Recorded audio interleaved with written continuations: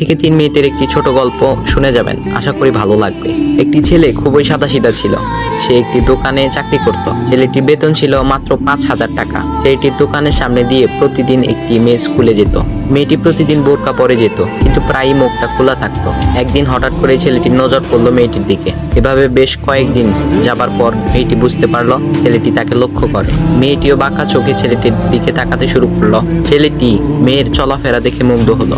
আফসোস করতে লাগলো, ইস, যদি আমিও আজ পড়াশোনা করতে পারতাম, তাহলে সাহস করে মেয়েটির সাথে কথা বলতে পারতাম। মেয়েটি বুঝতে পারলো ছেলেটি তাকে ভীষণ পছন্দ করে। তাই একদিন মেয়েটি ছেলেটির দোকানের পাশে দাঁড়িয়ে রইল।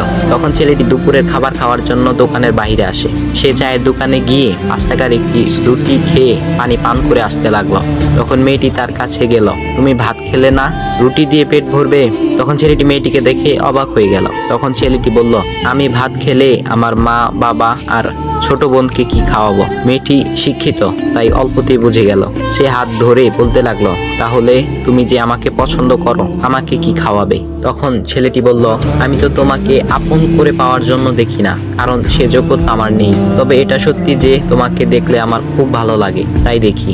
মেয়েটি ছেলেটির কথা শুনে চোখের পানি ধরে রাখতে পারলো না। সে বুঝে গেল ছেলেটির চরিত্র ও ভাবনা অনেক সুন্দর। সেদিন মেয়েটি চলে গেল। বাসায় গিয়ে রাত্রিবেলা মেয়েটি অসুস্থ হয়ে পড়ল। পরে তাকে ডাক্তারের কাছে নিয়ে আসা হলো। বলা হলো মেয়েটার 2টি কিডনি নষ্ট হয়ে গেছে। তখন মেয়ের বাবা ফোন করলো তার বন্ধুর ছেলেকে, যার সাথে বিয়ে দেওয়ার জন্য সে পাগল। কিন্তু মেয়েটি তার বাবার পছন্দের ছেলেকে বিয়ে করতে রাজি না, কারণ সে ছেলেটি টাকা থাকলেও কি হবে, তার চরিত্র খারাপ, সে লোভী।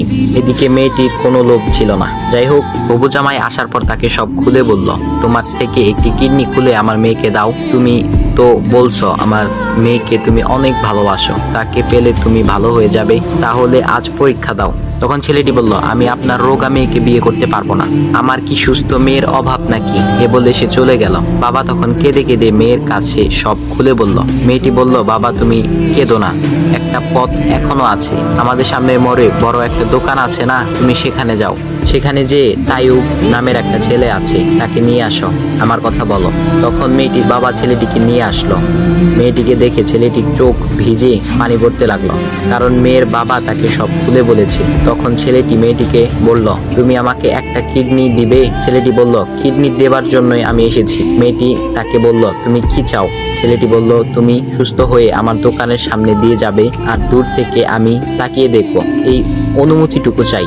এ কথা শুনে মেয়েটিও ও তার বাবা তাদের চোখের পানি ধরে রাখতে পারলো না। অবশেষে মেয়েটি বিছানা থেকে উঠে ছেলেটির 2 পা জড়িয়ে ধরে বলল, এই জীবনে তোমার থেকে আমাকে মৃত্যু ছাড়া আর কেউ আলাদা করতে পারবে না। তারপর মেয়েটি বলল, আমার কোনো কিডনি নষ্ট হয়নি, এসব ছিল আমার সাজানো নাটক। আমি যা ভেবেছিলাম তাই হয়েছে। তোমাকে দেখে বুঝেছিলাম তুমি আমার একমাত্র যোগ্য।